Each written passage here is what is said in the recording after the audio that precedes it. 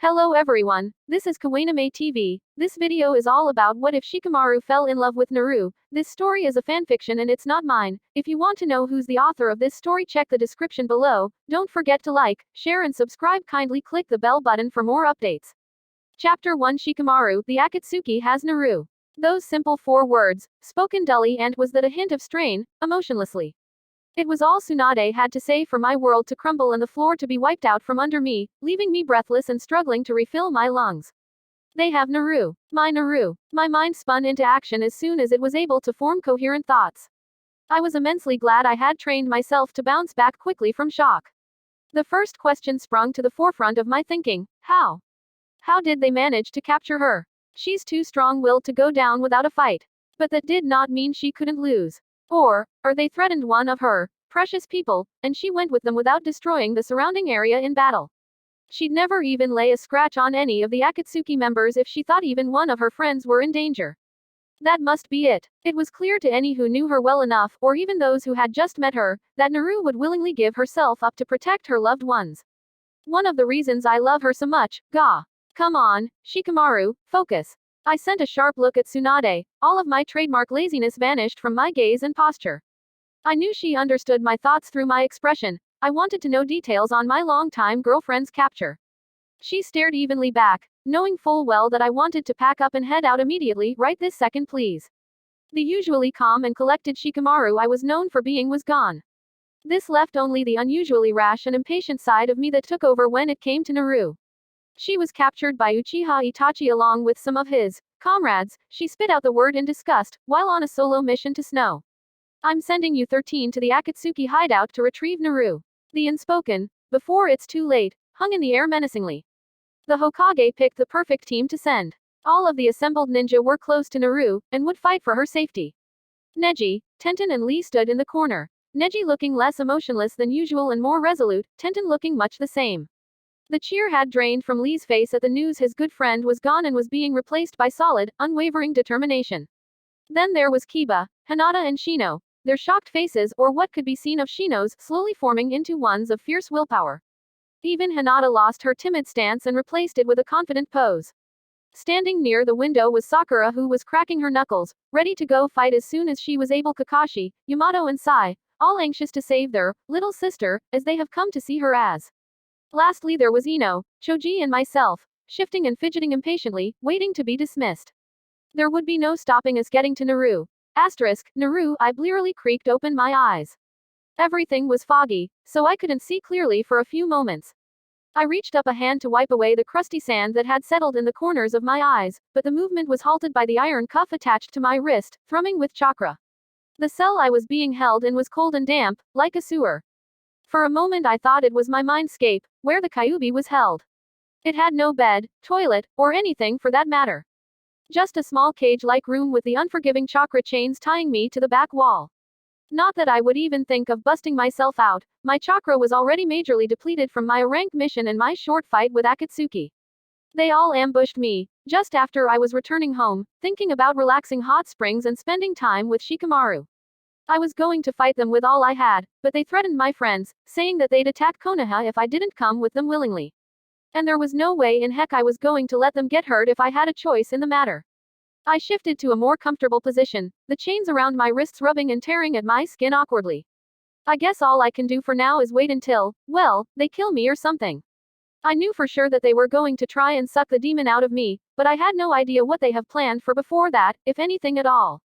Toy with me. Probably. And there's nothing I could do about it if I wanted my loved ones safe. Admittedly, I've never been so scared in my life.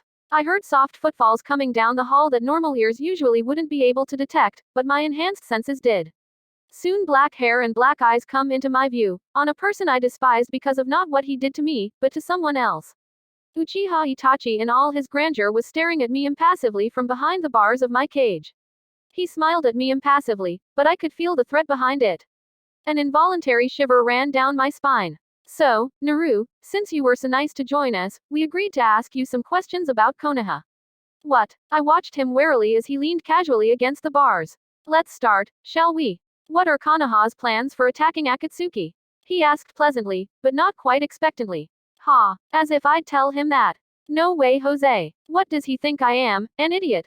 I stared defiantly back at him, mouth shut tightly. He sighed sadly. Pity, seems we will have to do this the hard way.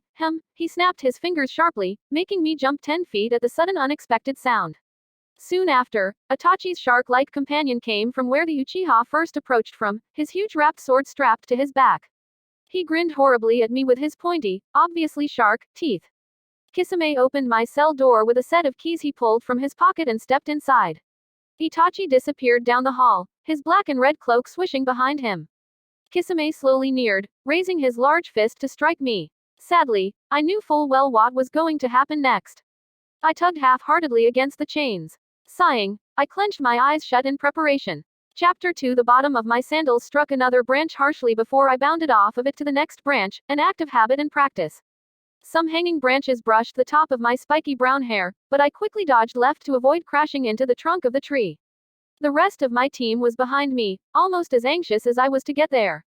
It would take 3 days to get there if we didn't stop, constantly running and bounding from tree to tree. But we needed to conserve our energy for the oncoming battle since the Akatsuki would have the slightest of home advantages. Speaking of the oncoming battle, I was already thinking up strategies. Who should battle which member, how much we should prepare. How was I going to get Naru? We needed to find out where she'd be held so we could make plans. My first thought was to run through their base looking for her, but dismissed it quickly. That would be foolish and get us all killed before we could find her. What we needed to do was draw them out, so we'd be on more even ground. I sighed mentally. This was all so troublesome. Why is it that the most pure and kind person is one that all the bad guys were after? I remembered talking to Naru about the Akatsuki. About a month ago. Flashback. I reclined casually on the arm of my couch, Naru leaning onto my chest tiredly. She had just got back from a mission. It wasn't particularly hard in Junin standards, but she was having back-to-back missions lately, so she had barely any time to rest. I closed my eyes for a few minutes before she spoke. Ba-chan says that Akatsuki might come after me soon. I cracked open an eye at her statement. Really, I'd been worrying about that lately. She looked at me, her clear blue eyes connecting with my dark brown ones. I could tell by the look on her face that she was wondering what I was thinking. Truly, I had been worrying about that. What methods would they use to get to her? Would she end up getting captured in the end? Yeah, Ba-chan says they'll come in the next few months for sure. She looked uncertain. Shika, I'm scared. That was something I hadn't expected. She was scared. Of what, exactly? I asked. She shifted to a more comfortable position, looking me straight in the face now. I'm scared that they'll get me and I can't do anything about it, that something bad will happen to Konoha. I'm terrified that they'll hurt my friends. Tears leaked steadily from the corners of her eyes and down her cheeks before she hurriedly wiped them away, making her look miserable. Her eyes showed the sadness and distress she felt openly. Something in my chest tightened when I saw this, my heart clenching painfully. She didn't deserve to be sad. She should be happy. She deserved to be cheerful the way she didn't deserve many things that she has to put up with anyway. Why? What did she do to have all this put up in her shoulders? She was so innocent, so pure, but she has hardships most of us never will have to even think about facing. I sighed, thinking quickly of a way to comfort her. When I looked at her face again, I almost melted. She looked so pitiful, so childlike. I felt like holding her until she felt better, and forever keeping her safe from harm. Naru, I said tenderly, and was glad it was just her and I, only she was allowed to see this side of me. I can't promise you that they won't capture you. And I can't promise you that nothing will happen to Konoha, or that none of us will be hurt. But I can promise you that I will come get you if you are captured, and then we'll come home and everything will be okay. I promise you that. I hoped what I said would comfort her, at least for now. She stared at me with those big blue eyes, looking as if she was looking straight into my soul. She then gave a small watery smile, reassured by my words. I sat there thinking as she leaned back into me again. I meant what I said. I would go to the ends of the earth for her. I loved her too much to just leave her if she was taken away from me. I closed my eyes and fall into a doze, relishing in the precious moment I had with my Naru. End flashback. I still thought that I would do anything just to get her back home, safe and sound. I knew that all the other people here would do the same things I would to return her home. I just hoped she remembered that. Naru. I achingly lifted my head to examine my bruises and cuts, wishing I could rub at my stiff neck. Nothing major, but they still hurt. Already, the 9 tails had started healing them, stopping the sluggish blood and purpling bruises. Unfortunately, throughout Kisami's pounding, I stayed conscious, no matter how much I wished I would faint. Even so, I had a feeling Kisame had gone easy on me, for one reason or another. What else would they do to me if I didn't talk? Torture. Or something even worse. Was there something worse? I shivered at the thought. What could they do to me? My thoughts drifted to my friends at home. What were they doing? Were they even in Konoha? Were they on their way here? Was Shika with them? I shook myself. Of course he was. He promised. I saw the truth in his eyes. I was positive he'd come for me. My other friends too. They'll come for me just as I would for them, I thought with unwavering certainty. Exhaustion was taking over my body as my eyes slid shut. I knew I should stay awake, but one short nap wouldn't hurt, would it? I yawned. It's too troublesome to stay awake. I thought idly. Then I let out a snort and short, dry chuckle. Hey, now I'm sounding like Shikamaru. Next thing I know he'll be saying, Datbeo. I chuckled softly again as I drifted into a restless slumber. Chapter 3 Naru. I was startled awake abruptly by a stinging cheek. I blinked a few times, trying to clear my blurred vision. The heck? What's with the black thing? Oh, wait. That's Itachi. Ha ha. Whoops. I sat up straighter, hearing my back cracking. It didn't surprise me that I was already healed, all but the smallest cuts gone. I stared at Itachi warily. What does he want this time? Well, I didn't really care. I'm not telling him anything. Good morning, Naru. And how are you today? He asked pleasantly, but I knew he really didn't care about the answer. Peachy, I replied dully, rolling my sky blue eyes. Amusement flashed in his coal black eyes, as if I was some bizarre specimen that did something unexpected. Excellent. How about we get started then? He said. Now, tell me about your friends. Strengths, weaknesses, favorite people, anything that might seem important. That jerk. How dare he try to get me to tell things about my friends? Was he a complete moron? I knew he knew at least some things about me, so he should have known how much I valued my friends. It wasn't like the Akatsuki to neglect research. He was a complete idiot. I will never tell you anything about them. I spat out distastefully, almost to the point of offended by the question. Who did he take me for? He just smiled serenely, appearing unaffected. I doubt that, Uzumaki. You'll tell me what I want soon enough. Before I could react, Itachi was in front of me. He swiftly pushed a shot of sedative into my arm, making me slump forward immediately, unconscious. I didn't notice the second small vial he injected into my arm. Shikamaru, the warm fire crackled merrily, trying its best to lick my ankles from where I sat. Its fiery red, orange and blue flames contrasted harshly with the darkness of the surrounding night. My doe-like brown eyes looked into its flaming depths in a daze, seeing but not comprehending. I shifted my position, causing the log I was sitting on to emit a shrill creak. I gazed around at the sleeping men and women swiftly, making sure none of my teammates had woken up. Reassured that they were all still deeply asleep, I resumed staring into the fire. It had been 2 days. 2 long days since we set out on our mission for the person that had changed many of our lives. 2 days, since I've had a good night's sleep, always awake with worry. Each hour gets harder being away from her. 2 days, 4 hours, 56 minutes, 36 seconds, 37, 38. A nearly soundless sigh is heard from behind me, causing me to jump slightly and lose count of the seconds. I twisted my head to the side as a dark figure sat beside my perch, staring into the fire with his one visible eye. Kakashi sighed again, this time a bit louder, and turned to face me. Seems so much more boring without her, doesn't it? I didn't have to ask who he was talking about. I didn't trust my voice not to crack, so I nodded silently. Kakashi turned to look into the campfire, which was starting to die down. His one visible dark eye gained a calculating edge to it, as if he was thinking hard about something. I remember when she was Genin. She was so loud and obnoxious that the enemies pinpointed our location as soon as we traveled within range. He let out a dry chuckle, but whenever she was quiet, you knew something was up. Well, at least for minor things. She was overly loud when it was something serious, something that really bothered her. She always tried to mask her pain behind what she deemed the usual. I knew what he meant. Always hiding when she needed to be open, it seemed like. Why? I asked suddenly, my voice slightly hoarse from prolonged silence. Why does she do that? I don't understand. With all that she's been through, why would she try to mask herself? I look at the one-eyed sensei, pleading for answers I couldn't seem to figure out. He glanced at me, his black eye swirling with suppressed emotion. He was thinking hard about his answer, as if he wasn't sure about it himself. She believes that her childhood isn't enough to complain about, that other people have had worse. Gaara, for example, she believes that his childhood was worse than hers, and will try everything in her power to make the rest of his life better. She isn't concerned for herself, only others. But when any of us try to help her for a change, she closes up and tries to make her problems unimportant. She doesn't want people to worry over her too much, because in her view, we are much more important to herself. Kakashi's voice lowered to merely a whisper. She doesn't understand how important she is to us. I mulled over the things he said. Determination sparked and spread like wildfire in me. I would save her and help her see how important and loved she was. Then we must try harder. I said fiercely, we will save her, and then we'll make her see how special she is to all of us and how much she means to all of Konoha, whether they know it or not. Kakashi turned to me in surprise, unused to the emotion that carried into my voice. Then confidence and determination sparked into life in his gaze. I smiled at me, and nodded. Of course we will. Satisfied, I stood up and walked silently and slowly to my sleeping bag.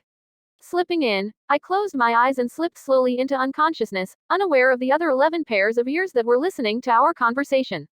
Chapter 4 Shikamaru. I propelled myself farther along our planned path. Looking forward, I could just barely see where the lines of healthy, green trees ended, giving way to deadening and dried trunks. Neji said that once we reached the edge of the desert, it would be only a day's run to the Akatsuki's base. Last night, I was discouraged, bordering up and depressed. But, after my talk with Kakashi, new hope filled me and I was re-energized. I knew that we'd save Naru, no matter what. We wouldn't stop, always keep going. My feet touched down on squishy, shifting sand, interrupting my musings. The heat waves beat down on us without the cover of trees. I squinted my eyes against the sunlight, trying to see past the sands, but could only barely see some rocky cliffs in the distance. Let's take a break here for a few minutes, suggested Kiba, climbing off Akamaru's back. He got a unanimous agreement in reply, some more reluctant than others. I sat down on a nearby rock, taking out my canteen from my Junin vest as I did so. The others mimicked my movements, talking quietly amongst themselves. I closed my eyes for the moment, thinking again of strategies and plans that we needed to make tonight. Naru. I creaked my eyes open, almost blinded by the light. My head was fuzzy, my thoughts were cluttered and didn't make much sense. I looked around, and, seeing the familiar surroundings, I groaned in exasperation. What, was I going to spend most of my time here unconscious? I was awake for 5 minutes before being knocked out again. What the heck? A piercing squeak startled me, drawing my attention to the barred door. I grimaced. Great, Fish Man has come to see me. Kisame grinned, showing his freakishly shaped teeth. He came inside, and took a seat where Itachi usually sat. Before he could say anything, I scoffed. What, Itachi got discouraged and gave up on me, Datbeo? And then sent you to do the dirty work? He just grinned wider. Itachi's busy planning for some pests, so he sent me to ask you some questions. I had to resist the urge to roll my eyes. He should have learned by now I'm not telling anything, those dolts. What is your pink-haired teammate's elemental infinity? He asked suddenly, not wanting to waste time chit-chatting. I opened my mouth to tell him, TCH. Like I'd tell you, fishy moron. But stopped. Something made me unsure. I didn't understand why, but I felt doubtful of my friend's loyalty to me. I shook my head firmly. No, I refused to tell him about Sakura. I opened my mouth again, only to be cut off. Tell him. Well, that wasn't Kisame. What has Sakura ever done for you? She would sell you out if she were in your position. You know she would. She hissed the words out, confident. No, she wouldn't. I know Sakura, and she's one of my most faithful friends. I can't tell him anything about her. Are you sure? The ghostly voice asked, and I noticed she sounded eerily like me. That's what you thought about Sasuke though, isn't it? And look what he did to you. He stabbed you in the back. He's probably telling Orochimaru everything he knows about you right now. I put my head in my hands, the shackles tearing at my skin, not understanding where the voice was coming from, or how it knew about Sasuke or my other friends. Who are you? I asked it. I am you, but the part of you that can see the truth. What? Are you saying I don't see the truth? That's what I just said, idiot. I frowned beneath my hands, unable to see Kisame exit my cell with a smug smile on his face. I could see the truth. Couldn't I? Why don't you tell them about your so-called friends' weaknesses? You know deep down that they'd sell you out. You know everything about them, or so you say. But I see that they're just people who would stab you in the back at the first chance they have. Shut up, I yelled, not able to take more. Shut up. I know my friends. They'd never tell a group of traitors anything about me. And I won't either. But, I couldn't help but feel a sense of truth in her words. I felt like it made sense to me. I shook it off, knowing immediately that something was wrong with me. I just didn't know what yet. Chapter 5 Halt here, I heard to my immediate left. I turned to look at the Hyuga who had called out, Neji. His Byakugan was activated, the chakra passages around his eyes bulging, and he was focused studiously ahead. We are currently only approximately 2 hours away. It would be wise to stop here to prepare, he advised, looking around at all of us. I nodded in agreement, similar reactions from the other ninjas around me following. We all stepped apart to take seats in the surrounding sparse shrubbery. I sat lazily on a flat rock nearby, my usual, laid-back expression the opposite of my, once again, mounting inner turmoil. The only thing that I was sure could give me away was the steady nervous bouncing of my leg. We were a mere 2 hours away to their base. We were that close. Kakashi coughed into his fist, gaining the attention of everyone surrounded instantly. So, we need to organize who will go where. I am almost positive there is going to be at least one Akatsuki member with Naru. He scratched his masked chin. In fact, I am positive there will be someone guarding her. So, we need 2 people to go straight into the base while the rest of us are fighting the others. He paused. The question is, who? All the Konoha ninja looked around at each other, thinking of who should go into the base. My mind was screaming furiously at me to nominate myself, but I knew my judgment was clouded by the situation. I closed my eyes, struggling internally with myself, eventually keeping quiet and resigning myself to wait for the other's decision. Neji spoke up in his usual, almost but not quite, monotone. I propose that Shikamaru and I go, he said in a clear, definite voice. I cracked open an eye, surprised, trying to discern his reasons while keeping up a cool facade. I opened my mouth to ask, but Kiba spoke up before I could, sounding a tad indignant, why you and Shikamaru? Neji's pale eyes gazed around at us, examining and scanning our expressions. With my Byakugan I could easily see through the walls of their base, and be able to find Naru's position more effectively. It is to be expected that it will not be just a straightforward walk. With Shikamaru's shadow abilities, he could immobilize whoever we come across while I attack. He stated simply. I had the distinct feeling that Neji could sense my desperation and was doing me a sort of favor. We all thought for a moment, mulling over what Neji said. It did make sense. With his clan abilities and my shadow abilities, our styles were complementary. That sounds like a good plan, Yamato spoke up, shaking us out of thinking. Kakashi nodded in agreement. Yes, that sounds good, if that's all right with you, Shikamaru. He looked at me, an amused sparkle in his eye, as if he already knew my answer. It's fine with me, I said in my usual bored drawl, and then added before I even thought about it, Datbeo. I blinked, surprised at myself. I could feel my face warming, just slightly, as I turned my head away. Dude, did you just say, Datbeo? Yelled Kiba laughingly, a large and cheesy grin on his face. Sakura smiled, visibly trying to keep from erupting in guffaws with Kiba. Yeah, he did. I sighed, then looked back up at them. So, Naru says, troublesome, sometimes too. Yash, Lee interrupted, causing many in the circle to groan quietly. Your youthful relationship with Naru shines through in your mannerisms. You are both truly in the springtime of your youth. Yamato cleared his throat, hiding a small smile behind his hand. Shouldn't we get back to our plans? We don't have much time. I nodded, watching as Kakashi began to speak again. Okay, so have we agreed that Neji and Shikamaru infiltrate the base while the rest of us fight outside? He was replied with unanimous nods and sentiments agreeing to his statement. You two, he said, looking to Neji and me, the rest of us will draw out the Akatsuki members while you both find a way in. Once inside, you are to find Naru and deal with whoever is guarding her. After defeating the guard, get Naru out as soon as possible and return to here. We don't know if she'll be injured or not. I winced slightly at this. We'll make this our meeting point in case we get separated. Is that clear? We all nodded in confirmation. Kakashi stood up, stretching slightly and motioning us to do the same. We should get going. We want to finish this fight before it gets dark. He looked around at us seriously with his one visible eye. Are you all ready? Hi. I smiled grimly as we set off to the cliffs, and to Naru. Chapter 6 Naru, you're weak. No, I'm not. You don't know what strength is, foolish girl. Yes, I do. What? Protecting your friends.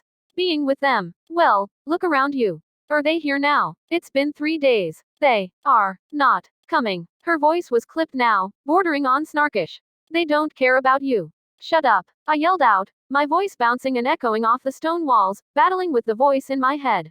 It felt like hours had passed sitting here, just talking back to this voice. I had no idea where it came from. I just wanted it to leave. You want me to leave?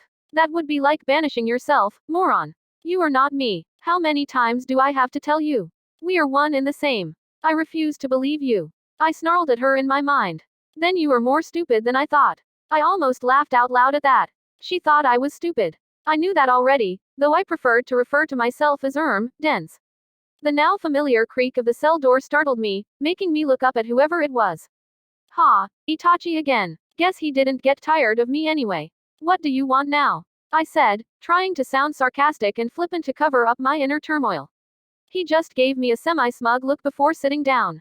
Well, it's time for our daily session, he said in his frustratingly calm and solemn voice. I rolled my eyes. I gave him one thing. He didn't give up.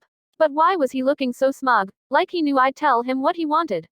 You already know what we want, so I'll save myself the effort of asking again. Tell him, you idiot. No, why not? Because I said so, that's why. What benefit is it to you to withhold the information he wants? What benefit is it to me to give it to him?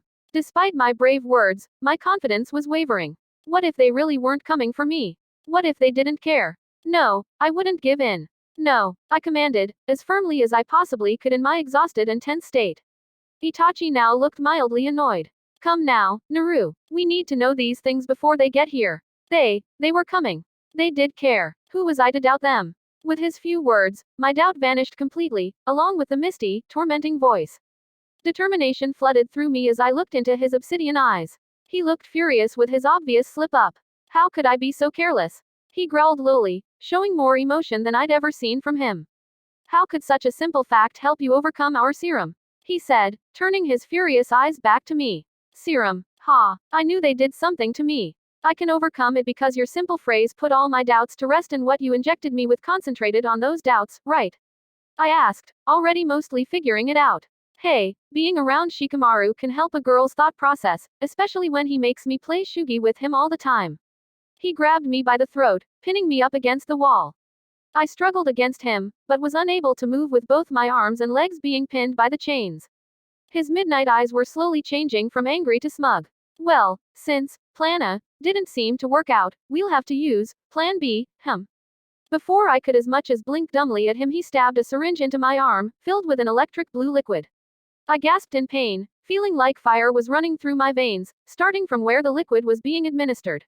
He removed the empty vial in his hand from my throat, dropping me to the ground. He knelt beside me, watching me writhe in pain with something akin to sadistic amusement in his eyes. Well, I'll be nice enough to explain what I just did to you. What I injected you with is a special chemical that I invented. It puts the victim in extreme pain for about 5 minutes before they pass out. What happens after that is unknown, as we usually kill the prey before they wake up to tell the story. He stood up as the edges of my vision started to darken. He strolled towards the cell door, not even bothering to lock it behind him. He smiled calmly at me before he started to walk away. Hopefully you will still be alive when I get back. We still need that demon out of you. He paused in his walk. If not, oh well. I doubt the Kyuubi would stay in your dead body for long. I didn't watch him walk any further as fire spread through my limbs. It felt as if my veins were being singed from the inside. I grabbed my head in my hands as it made its way through the rest of me. A blood-curdling scream escaped my mouth, unable to hold it in any longer. I faintly heard it echo down the hall, but paid no attention to it. I closed my eyes tightly, wishing for nothing else but to fall unconscious. The pain intensified, as if fate wanted to test my limits. I let out another scream as my world finally faded into blissful blackness. Shikamaru, a familiar scream echoed off the walls. Neji and I looked towards the sound, fearing that our mutual hunch was correct. It's her. Neji's confirmation made me cringe. And Itachi's coming this way. I don't know what, but he did something to her. Anger flared as we made our way down the hall to confront him. I struggled to calm myself again, knowing that anger made me rash. A dark figure appeared before us, waiting near the opening to a pathway. I knew Naru was down. Neji and I took up defensive positions, waiting for him to say or do something. You're too late, you know. He said finally in a cool, uncaring voice, it's too late to save her. You're wrong. Neji argued, she's still alive. He smiled. So she is. But even if you get past me, she will be too far gone for you to reach. He took up a fighting stance. I couldn't let his words deter me. I would worry about it after we beat him. He lunged forward. Let the games begin. Chapter 7. Shikamaru, Neji and I jumped out of the way again, narrowly dodging another attack. This had been going on for too long. I wasn't able to find a chance to trap him in one of my shadow binds. He was too fast and tricky. The logical and most prominent side of me knew that we could not win this battle. Not on fair grounds, anyway. Neji and I were both accomplished ninja, no one would argue with that, but we were no S-class missing nin. My mind was too fuzzy to think up an on-the-spot plan. I needed to concentrate. I was getting overwhelmed with emotions. What if Itachi was telling the truth? Was it really too late? No, I would not let myself think that. But, subconsciously I knew that our little time left was running out quickly. Shikamaru. I heard Neji hoarsely whisper, "Focus, please. Now is not the time to get lost in thought." I shook myself out of my daze, berating myself. He was right, I could worry later. After we got out of this mess. You know it is no use, Itachi intoned tauntingly, smirking. He wasn't even breaking a sweat. In different circumstances, my ego, that Naru often teased me about, would have been wounded. My heart hurt at the thought of her. She was lying nearby, most likely in pain, and I wasn't there for her. I wasn't there. A figurative light bulb flickered on in my head. A lazy smirk formed on my face. It would work. It had to work. Neji, cover for me. I need 3 seconds. 3 seconds, he inquired, shooting me a sharp, calculating look. I nodded, distract him for 3 seconds, then run to the door that leads to Naru's cell. You're sure? It was less of a question, more of a statement. There was no room for uncertainty. Go. He jumped forward without any other prompting. I immediately stood in my thinking stance, though it was also for my most recent self-manufactured technique. It barely qualified as a jutsu, more purely shadow manipulation. 3. I forced my shadow to expand away from me and stretch towards the walls of the stone room. Gruesome-looking skeletal hands stretched up the walls. 2. The shadow arms grabbed hold of the ceiling with a firm grip. My brow creased with effort. 1. I summoned all the strength I had and, with an almighty wrench, forced my shadow to pull down on the roof. I let go immediately after, running for the passageway, no matter my tired muscles. Maybe Naru was right in saying that I needed to start training more often. The few stone chunks I had pulled out caused a domino effect, causing the rest of the ceiling to crumble in large pieces as well. Neji appeared beside me, dodging the pieces of stone as we ran. Huffing, I dove through the doorway of the hallway. Just in the nick of time, too. Large pieces covered the opening, and I leaned against the wall, panting.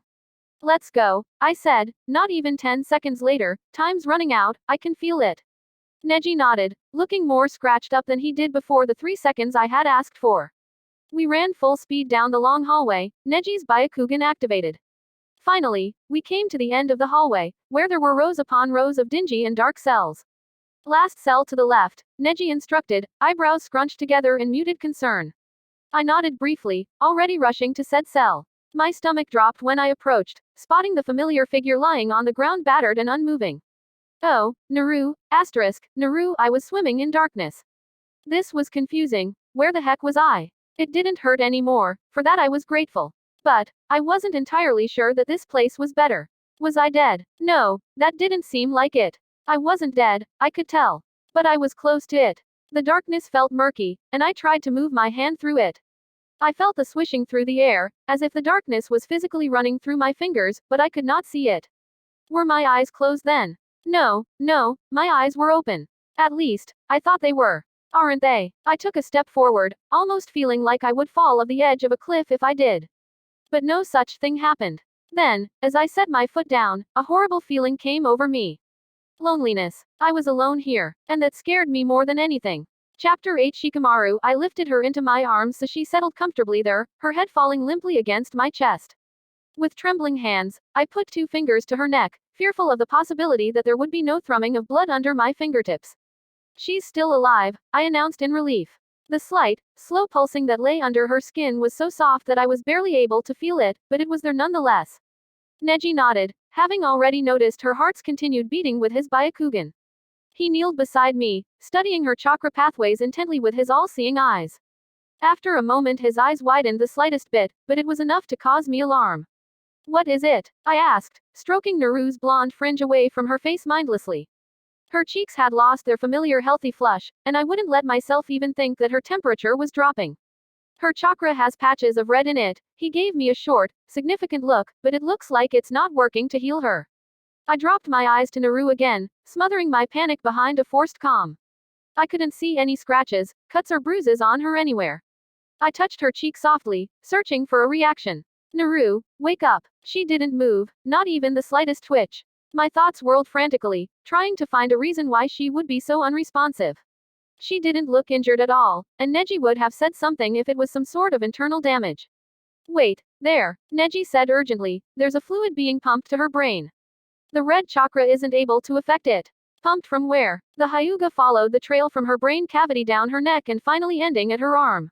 I lifted her arm and gently turned it towards Neji, and my breath caught momentarily at the sight of a sloppy puncture hole. There was a blue residue surrounding it, but I dared not touch it. I replaced her arm to her side, my hands shaking once more. No time for an antidote, I muttered despairingly, it's already in her bloodstream. However, my eyebrows scrunched together in confusion, but it's not traveling throughout her body. Is it? I turned to Neji in confirmation. He shook his head. No, it's almost a straight path from her arm to her head. Odd. I looked down into her face, wishing I could see her smiling blue eyes. It was hard to concentrate with her like this. Yes, odd way for a poison to act, unless, I exclaimed, it may not be a poison after all. There have been rumors of an injection that traps the mind specifically. It is untested, and little is known about it, but there is still hope. There was still hope. What do we do then? Neji asked, not taking his eyes off Naru's limp form. You said it was untested. Then we will have to test it, I said grimly. Naru, I sat huddled in Appin myself. I wished there was a corner to this place so I could reside there, but I could not find an up or down, let alone walls.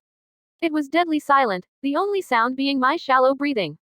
I was alone here. Alone. I suddenly wanted to yell and scream, something, anything, to break the torturing silence. I wanted to light something on fire, just so there would be a flicker of light to banish this unnatural dark. But my anger quickly faded away, leaving only sadness and loneliness behind again. Where are you, Shikamaru? Shikamaru, I thought hard about what to do. Looking at Naru's emotionless, pale face didn't help, but I held her closer to my chest nonetheless. The injection hovered around her brain, likely incassing her mind. It was targeted specifically for that point. If I had to guess, Itachi would have been the likeliest to have invented it. Itachi. Just thinking the man's name ignited rage in me. He did this. He caused this. Then, I froze. Itachi. Uchiha Itachi. Master of Genjutsu. That's it. If my hunch is correct and Itachi invented this serum, it should be Genjutsu based. Neji glanced sharply at me. Are you sure? I nodded firmly. Yes. Neji gave me a calculating look, but didn't question further. If that is true, she has to stop her chakra flow. I doubt simply forcing our chakra into her system would break the Genjutsu. I nodded in agreement. I wished it could be that simple, but it was likely we would have to try this the hard way. But how will we be able to reach her? I asked myself quietly, frustrated. I brushed my hand across her whiskered cheek again. The ceiling shook with the force of impact. I clutched Naru tighter, looking to Neji for an explanation. The tunnels brought us under the field where the others are fighting, he explained tensely. I nodded, but did not relax my grip on my beloved. She's moving. I looked down at her, concern and a bit of relief surely washing over my face. But at the sight of her new expression, the relief was swiped away and frustration and panic again taking its place. The blonde Uzumaki's fists had clenched, taking a tight hold onto the closest thing to them, my vest. Her brow crinkled and her shoulders hunched, but what concerned me most was the gritting of her teeth and the look of pain on her face. Naru, I yelled, not caring in the slightest any more how out of character I was acting. It's time to wake up now, please. The ceiling shook overhead once more, but I paid no attention. Her expression cleared, if only for a millisecond, before resuming the pained look. Neji sucked in a sharp breath, leaning in a bit closer. Talk to her again, he commanded sharply, she might be able to hear you. I barely spared him a fleeting glance. Naru, can you hear me? I shook her shoulder, prying one of her hands from my vest to hold in my own. Troublesome girl, squeeze my hand if you can hear me. I held my breath hopefully, waiting as she seemed to struggle with herself. Then, only slightly, the delicate hand clutched in my own constricted. Naru, the anger and frustration and sadness were all gone. Even the loneliness had vanished in the face of this pain. Pain so much like I had endured before this darkness. How long had it been since then? Days, minutes, seconds. I couldn't understand time anymore. I wanted to scream badly. To kick and yell and pull at my hair. But I couldn't. Not here. But most of all, I wanted my Shika to be here. He always knew what to say when I was upset, or what I needed when I was stressed. He always knew when I needed him to just be there. But he wasn't here now. Naru. I jumped at the sound of my name being shouted. It cut through the silence like a kunai, making me freeze and tense. The pain seemed to take a backseat as my name echoed eerily into silence once more. What the heck was that? It's time to wake up now, please. There was a hint more desperation in his, for it was a man voice as he shouted once more. Who was that? I gasped as a new, fresh wall of pain hit me. I couldn't concentrate correctly on the voice. I wanted to hear it again. It was so familiar, and comforting. Naru, Naru, can you hear me? The pain stopped as the man's voice drifted into nothingness again. I stood up, almost wishing I could chase after the sound. Yes, I can hear you, I yelled into the darkness. But the noise I made seemed to halt in the air in front of me, refusing to go any farther. Troublesome girl, squeeze my hand if you can hear me. Troublesome, troublesome, troublesome, I almost collapsed with the combination of pain and relief. He was there. He came for me. Shikamaru. Then, the second part of his sentence computed. Squeeze his hand. I concentrated with all my might, trying to find where my physical body was. Squeeze his hand, squeeze his hand. Oh, thank goodness, I heard him say, relief evident in his voice. I opened my eyes to the black abyss again. Had I done it? It's going to be okay, he said next. You're going to be okay, Naru. I heard a small, strangled and smothered half sob. My heart ached. I wanted to see him. I had been in this place much too long. Naru, it's very important that you cut off your chakra, Shikamaru explained, struggling to remain in control of himself. It should get you out of there. Can you do that? I opened my mouth to respond, then closed it again, knowing he couldn't hear me. I concentrated again, searching for my physical body. But it was more difficult this time. Every second longer I searched, the more pain loaded on my consciousness. I caught a glimpse of my chakra network before I was drawn to my knees. I can't, I whimpered, I can't do it, Shika, I know it hurts, I heard him whisper distantly, but I need you to come back to me. I knew he hadn't heard me, but had rather seen my pain, had felt it. Alright, I pushed past the barriers with all my might, ignoring the waves of agony. I focused on seeing Shikamaru's face again. Just a bit closer, like I had flipped a switch, I shut down my chakra pathways momentarily, turning off the waves of pain at the same time. The only difference was my chakra flooding back, while the stinging didn't. I gasped for air as all sounds rushed back into my ears. I felt my physical body again, and most of all I felt the warm, familiar man clutching me close to him for dear life. Naru, my Naru, I creaked open my eyes as he pulled back to look me in the face, momentarily being blinded by the light.